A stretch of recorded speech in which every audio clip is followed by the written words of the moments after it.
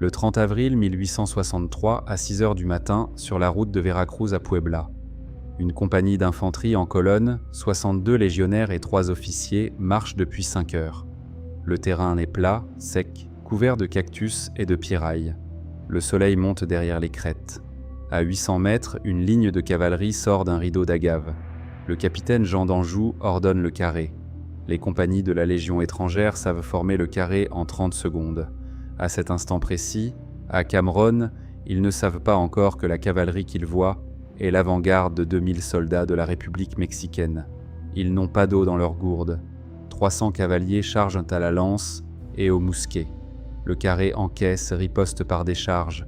Les rangs s'ajustent. Sur le sol, une dizaine de chevaux mexicains sont à terre, autant de cavaliers. La cavalerie décroche, se reforme, charge de nouveau. 4 fois en 1 heure. Le carré tient, mais d'Anjou voit ce qu'aucun de ses hommes ne voit encore. Au sud, derrière le rideau de poussière, des colonnes d'infanterie mexicaine descendent les pentes. Le rapport de force va passer en quelques heures de 1 contre 5 à 1 contre 30. d'Anjou ordonne le repli vers la hacienda de Cameron à 300 mètres au nord. La hacienda est un bâtiment colonial à 1 étage, mur d'adobe haut de 3 mètres, cour centrale de 50 mètres sur 30, écurie sur un côté, chapelle à l'angle. À l'intérieur, 2 familles mexicaines surprises par l'arrivée des Français. Elles fuitent par la porte arrière. La compagnie s'installe en moins de 10 minutes. Les sous-officiers répartissent les hommes par fenêtres et meurtrières. Les 62 légionnaires plus les 3 officiers prennent position. À l'extérieur, les premiers cavaliers mexicains arrivent au galop. Le colonel Francisco de Paula Milan fait le tour de la hacienda en moins de 20 minutes. Léon, il fait porter un parlementaire à cheval blanc à la porte ouest. Le parlementaire mexicain transmet l'offre du colonel. « Rendez-vous, vous serez bien traité. » La compagnie est encerclée par 2000 hommes. La résistance est inutile. d'Anjou répond « Non ». Le parlementaire repart. d'Anjou rassemble ses hommes dans la cour intérieure. Il prononce une seule phrase. « Vous avez tous juré de mourir ici plutôt que de vous rendre. » Il fait passer entre les sections une gourde de vin trouvée dans l'écurie. Chaque homme y boit une gorgée. Le serment est accepté. Les 65 retournent à leur poste. Le soleil est maintenant haut. Il fait 35 degrés sous toiture. Aucun ravitaillement n'est prévu. Aucun renfort. À 10h30, un tireur mexicain dissimulé sur une terrasse voisine met une balle dans la poitrine du capitaine d'Anjou. Le capitaine s'écroule sans un mot, debout à la fenêtre de l'angle nord-est. Les hommes le portent à l'intérieur. Il meurt en moins de 3 minutes. Le sous-lieutenant Jean Villain prend le commandement. Il a 26 ans, 3e séjour en Afrique du Nord, 1er théâtre américain. Il fait passer la consigne section par section. Le capitaine est tombé. La mission ne change pas. Tenir la hacienda jusqu'à la nuit pour permettre au convoi de Veracruz à Puebla de continuer sans interception. Le convoi est la raison du combat. 3 millions de francs en or, des caisses de munitions d'artillerie, du matériel de siège pour le corps expéditionnaire français qui assiège Puebla. Le convoi est à 10 heures de marche derrière la compagnie d'Anjou. Si les Mexicains du colonel Milan passent au-delà de Cameron, ils interceptent le convoi à découvert. La 3e compagnie du 1er régiment étranger doit donc fixer les 2000 soldats mexicains à la hacienda pendant 12 heures au minimum. Elle est partie de Chiquihuite à 1 heure du matin sans connaître l'objectif politique de sa mission. Elle l'apprend après le premier contact.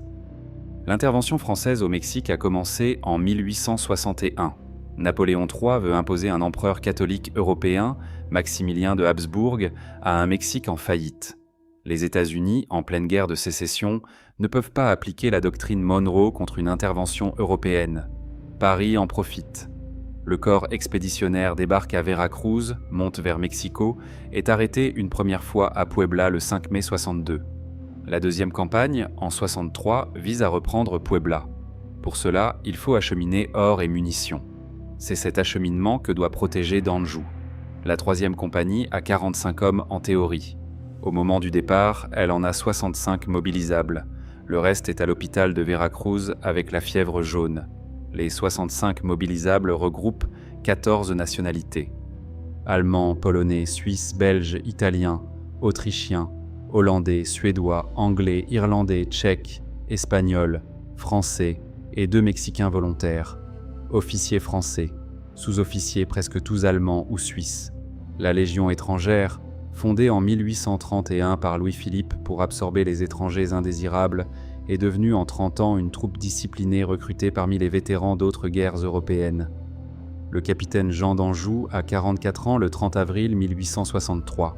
Saint-Cyrien, sorti 55 dans l'arme d'infanterie, troupe coloniale. Crimée en 55, Italie en 59, Algérie pendant 12 ans. C'est en Algérie, en 1853, que son mousquet a éclaté dans ses mains. La gauche est restée à moitié arrachée. Depuis 10 ans, d'Anjou porte une prothèse en bois articulé, sculptée par un menuisier de Sidi Bel Abbès. Il s'en sert pour tenir le sabre, pour geste de commandement, pour la prière du matin. La main de bois est sa marque dans la Légion. Tous les hommes du 1er régiment étranger savent à quoi elle ressemble. Avant l'aube du 30 avril, d'Anjou a reçu l'ordre de mouvement à minuit. Le colonel Jeannin Gross, commandant du 1er régiment étranger à Chiquihuite, le réveille personnellement. Mission: reconnaître la route de Palo Verde pour vérifier qu'aucune unité mexicaine n'est en position d'interception. Délai: 4 heures. La compagnie sort en colonne à 1 heure du matin.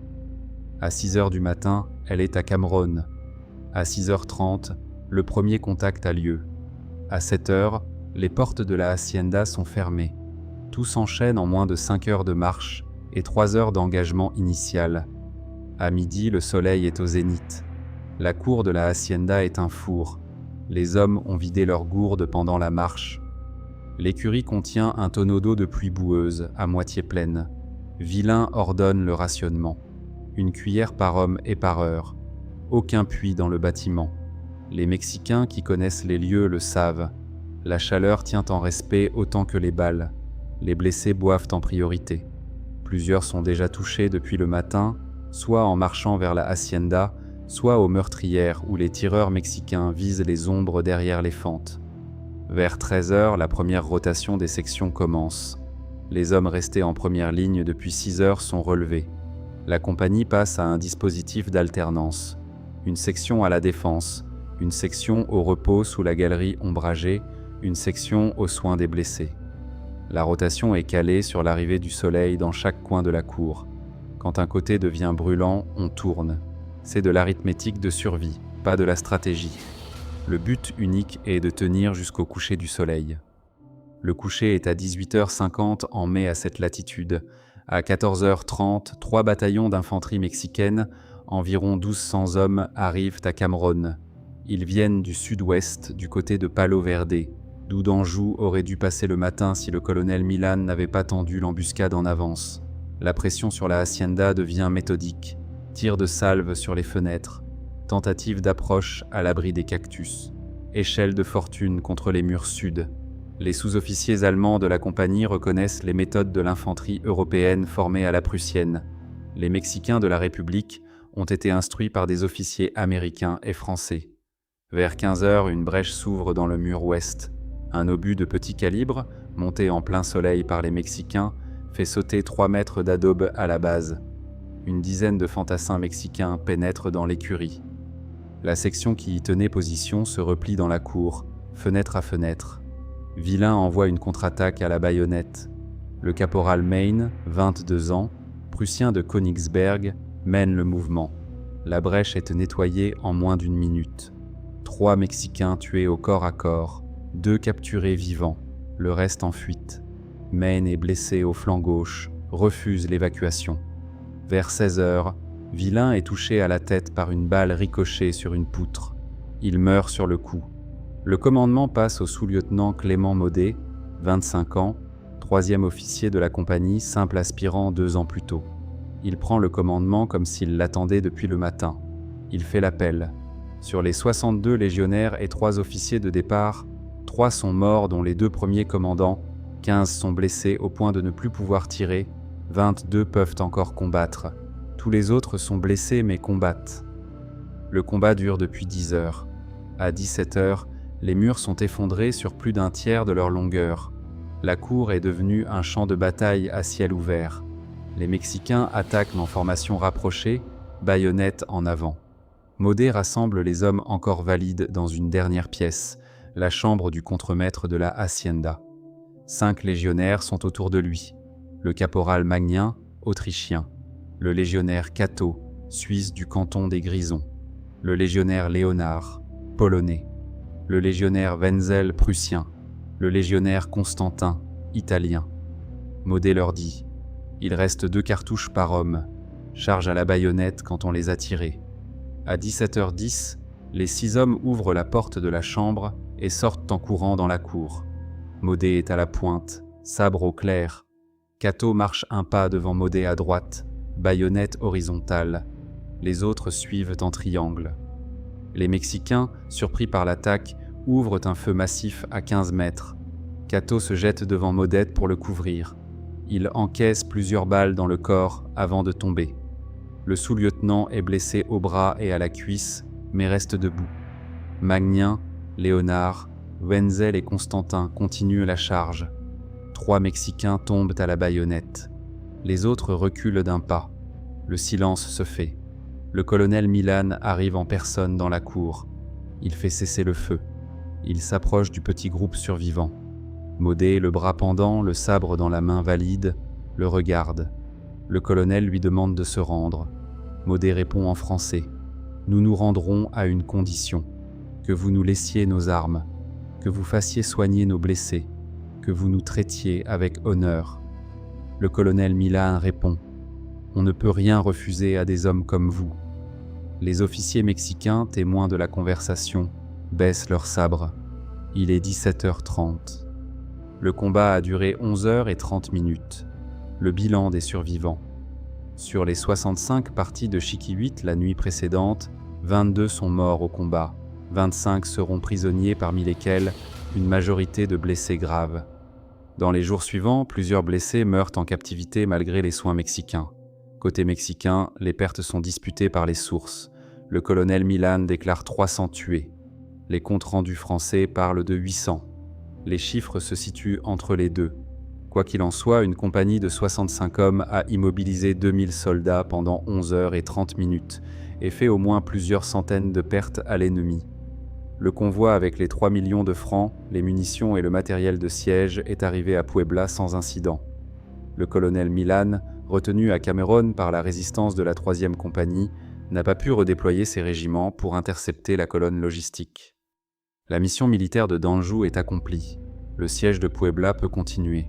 Les Français reprendront la ville le 17 mai, 17 jours après Cameron. C'est cette information que les survivants de la compagnie reçoivent en captivité quelques jours plus tard. Ils ont gagné le combat pour lequel ils étaient morts. Le 14 juillet 1863, les prisonniers français de Cameron sont échangés contre des soldats mexicains, capturés par le corps expéditionnaire. Le convoi des prisonniers traverse la ligne de front à Orizaba. Au passage, le caporal Maine, qui a survécu à sa blessure et porte encore les marques du corps à corps, est reconnu par un officier français qui demande à voir le sous-lieutenant Modé. Modé, ramené sur civière depuis le camp mexicain, refuse les soins jusqu'à ce que tous ces hommes soient passés du côté français. Il meurt de ses blessures aggravées par la captivité un peu plus tard dans un hôpital de Veracruz, Trujillo. La main de bois du capitaine Danjou est récupérée après la bataille par un fermier mexicain qui la trouve dans les décombres de la hacienda. Quelques années plus tard, elle est rachetée par un officier français en mission à Puebla et rapportée en France. Elle entre dans la collection du musée de la Légion étrangère à Sidi Bel Abbès en Algérie en 1884. Elle suit la Légion lors de son déménagement vers Aubagne, en métropole, en 1962, après l'indépendance de l'Algérie. Elle est conservée dans une vitrine sécurisée dans la salle d'honneur du musée. Elle ne sort qu'une fois par an. Le 30 avril 1906, à Sidi Bel Abbès, la Légion étrangère organise pour la première fois la commémoration officielle de Cameron. La main de bois est portée à bras tendus par le plus ancien légionnaire en activité, devant le régiment formé en armes. La cérémonie est inscrite au règlement régimentaire. Elle se reproduit chaque année. La commémoration migre à Aubagne en 1962. Elle s'y tient encore, chaque 30 avril. La main fait le tour du quartier viennois porté par le plus ancien légionnaire. Les hommes au garde à vous sur le terrain de manœuvre. Personne ne parle. Les drapeaux s'inclinent. Le récit officiel de Cameron est lu à voix haute chaque année au début de la cérémonie par un sous-officier de la Légion. Le texte est court, quelques pages. Il décrit la marche depuis Chiquihuite, le premier contact, le retrait dans la hacienda, le serment, la mort de d'Anjou, la prise de commandement par Vilain puis par Modé, la charge finale à la baïonnette, la reddition aux conditions de Modé. Aucune phrase rhétorique, aucun adjectif inutile. Des dates, des noms, des actes. C'est ainsi que la Légion étrangère raconte ses fondations. À voix basse, en fait, devant des hommes qui demain peuvent connaître le même type de combat. La Légion étrangère existe depuis 195 ans en 1926, 219 ans en 2050. Elle a connu d'autres défaites plus lourdes, d'autres victoires plus visibles, d'autres opérations plus stratégiques. Cameron reste son point de référence absolu. Il fixe la règle interne. On ne se rend pas tant qu'il reste une cartouche. On rapporte ses morts si possible, ses blessés toujours. On obtient des conditions par les armes, ou on ne se rend pas. Cette règle a été appliquée à Cameron par 65 hommes, dont une bonne moitié n'étaient même pas français de naissance. Elle a tenu depuis. Le souvenir s'est propagé bien au-delà de la Légion.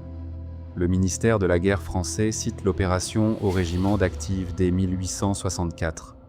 Le colonel Milan, dans son rapport adressé au général Ortega, écrit que les soldats français rencontrés à Cameron n'étaient plus des hommes ordinaires. Le rapport est versé aux archives militaires mexicaines. Il est consulté par les officiers américains pendant la guerre civile, par les officiers prussiens pendant la guerre de 70, par les officiers russes pendant la guerre du Pacifique. Cameron devient un cas étudié dans les écoles d'application européennes au tournant du siècle. Le Theodore Roosevelt, dans une lettre privée de 1904, mentionne Cameron en référence à sa propre charge à San Juan Hill en 1898. La phrase reste comme un commentaire en marge d'un siècle. Le maréchal Foch, en 1918, cite la défense de la hacienda comme exemple de fixation à coût minimal d'un ennemi nettement supérieur en nombre. Le général Lawrence d'Arabie évoque Cameron dans ses notes sur la guérilla. Le commando israélien, en 1972, étudie le dispositif de Modé dans la chambre du contremaître pour la planification de l'assaut de Tel Aviv-Yafo. Aujourd'hui, le 30 avril, à Aubagne, la cérémonie commence à 6 h du matin, l'heure exacte du premier contact. Le quartier viennois est silencieux. Les compagnies en armes prennent position sur le terrain de manœuvre. Le récit officiel est lu. La main de bois est portée. Elle est en bois sombre, légèrement noircie par le temps, articulée à 3 doigts seulement. La prothèse de 1853. Sa surface est lisse à force d'avoir été tenue, transportée, exposée. Aucun ornement. Pas d'or, pas d'argent. Le bois. Le porteur est presque toujours un caporal-chef ou un sergent, parfois un sous-officier supérieur en fin de carrière. À l'issue de la cérémonie, chaque légionnaire reçoit, dans son mess de compagnie, le repas dit de Cameron. Au menu, un menu qui n'a pas varié depuis le 14 juillet 1963 où il a été inauguré. Bœuf bouilli, pommes vapeur, ration de vin réglementaire. Le ration de vin date du temps où l'armée française servait du vin de Bordeaux à ses hommes en campagne. Le repas est servi par les officiers à leurs troupes. La Légion étrangère est la seule unité de l'armée française où les officiers servent leurs hommes à table une fois par an. Ce détail est gardé volontairement. Il rappelle qui sert qui dans l'esprit de la Légion. À Camarón de Tejeda, au Mexique, la hacienda est encore là. Les murs d'adobé ont été partiellement restaurés. La chapelle est en ruine. La cour intérieure est ouverte aux visiteurs. Une plaque de bronze posée en 1963 pour le centenaire porte les noms des 3 officiers français. Une délégation de la Légion vient déposer une gerbe chaque 30 avril. Les autorités mexicaines participent à la cérémonie. La relation entre la Légion étrangère et l'armée mexicaine, paradoxale au premier abord, est cordiale depuis le début du XXe siècle. Le colonel Milan avait écrit dans son rapport « Ce sont des combattants. Cela suffit comme respect entre soldats. La Légion étrangère prend toujours ses engagés sans demander leur passé, à condition qu'ils acceptent les 5 ans de service.